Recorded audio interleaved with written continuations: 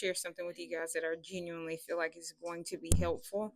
So earlier, I saw a post where a lady was sharing about how um, some translation of the Bible she was reading did not have a particular piece of scripture in it that the King James Version had in it.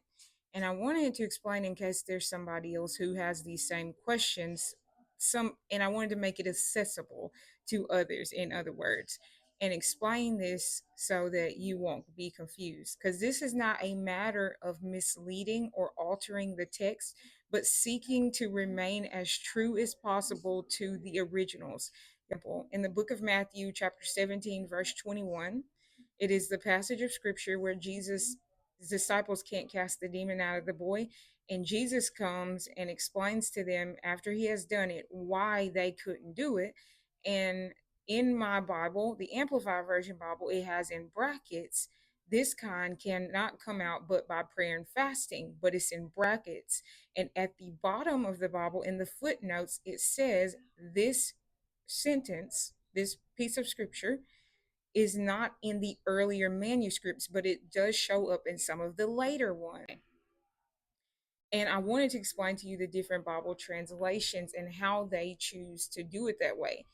Y'all, if you look at the original language and if the Bibles that we have today were to remain in the original language, many of us would not be able to read it unless you took a course on Greek and Hebrew, Aramaic. You would not be able to understand the Bible. The translations are for you and I to be able to understand it. Let me give you some examples. We have word for word translations, which are formal equivalences, literal. So these versions would be the NKJV, NASB, KJV, ESV, ASB, and these are more literal. And then we have a thought for thought, which is functional equivalence, which prioritizes natural language meanings. This would be the NRSV, NIV, NL, and the CEB. And then we have the paraphrases, and that would be the Message Bible or the Living Bible, TLB. And these are for maximum accessibility. And then we have those particular Bibles you don't want to read alone. Those are ones that you would put alongside another version of the Bible to help you further understand its meaning, right?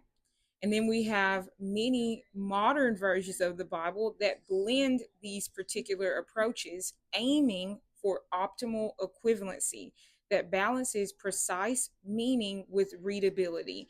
And an example of this would be the CSB Bible. So